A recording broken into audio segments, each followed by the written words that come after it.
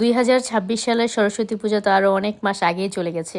আমি সেদিন আমার গ্যালারি স্ক্রল করে দেখলাম যে সরস্বতী পূজার এই ভিডিওগুলো রয়ে গেছে, আমি যেগুলো এখনো শেয়ার করিনি। তো আজকে আমি আপনাদের সাথে শেয়ার করব যে এই বছর আমরা সরস্বতী পূজা কিভাবে উদযাপন করেছিলাম। সেদিন ছিল কোনো এক রবিবার। আপনারা জেনে থাকবেন যে আমরা বেশিরভাগ প্রোগ্রাম রবিবারেই করার চেষ্টা করি, আর সেদিন ছিল অনেক বেশি বাতাস বাইরে। আমার মা তো প্রথমে চাদরটা একটু স্টাইল করে নিয়েছিল, কিন্তু পরে বাতাসের কারণে উনি এটা খুলে একদম ঘুমটা দিয়ে ফেলেছে, কারণ অনেক ঠান্ডা লাগছিল। তো এইখানে আমরা তিনজন অপেক্ষা করছিলাম বাসের জন্য। এখান থেকে বাসে উঠে আমরা যাব মন্দিরে।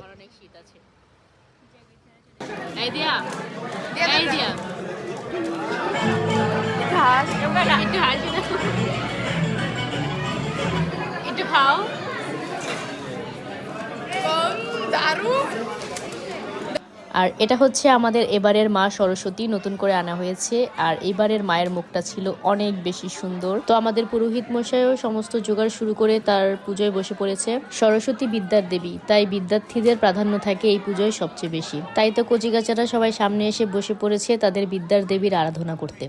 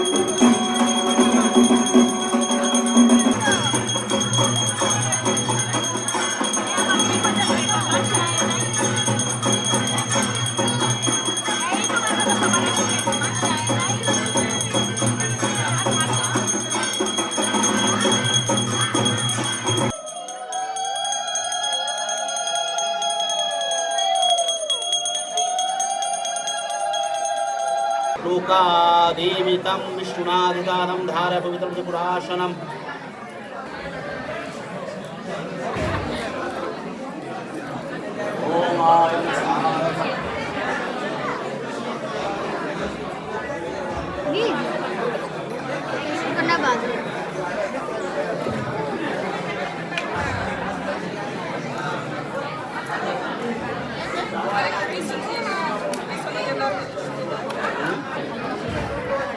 शिवाशवि ब्रह्मावरचया प्रीतिरं सुकृतं शक्तिमार्मलां इदं सरस्वत्वाय इदं नाम इदं सरस्वत्वाय आयं स्वाहा स्वाहा स्वाहा देवी हिरण्यगर्भिणी देवी प्रयासये तदन्निशक्तायनि शतुत्तये नमो नित्यां भद्रकाल्यै नमः वेद वेदांग वेदांत विद्या सानिभ्यो एव च स्वाहा एष सचंदन पुष्प बिल्व पत्रांजलि सहितं ओम सरस्वत्यै नमः।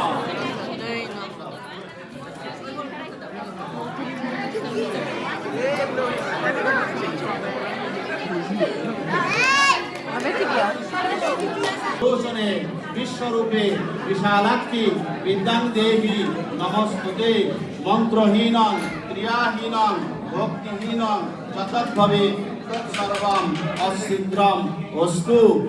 পুষ্পাঞ্জলির মাধ্যমে আমাদের পুজো সম্পন্ন হয়েছে। এবারে প্রসাদ খাবার পালা। এইবার সরস্বতী পূজায় আমাদের রক্তিম হাতে করে নিয়েছিল। এখন থেকে রক্তিমের পড়াশোনার যাত্রা শুরু হবে। তারপর আমরা মণ্ডপে যে বইগুলো জমা দিয়েছিলাম সেগুলো নিয়ে নিলাম। বাসায় যাওয়ার আগে একটু বাইরে গেলাম ফটোশুট করার জন্য। আর আমরা যখন ফটোশুট করি সময় এভাবে আমাদের জ্যাকেটগুলোর দেখাশোনা করে, তার জন্য সমাকে অনেক অনেক থ্যাংক ইউ।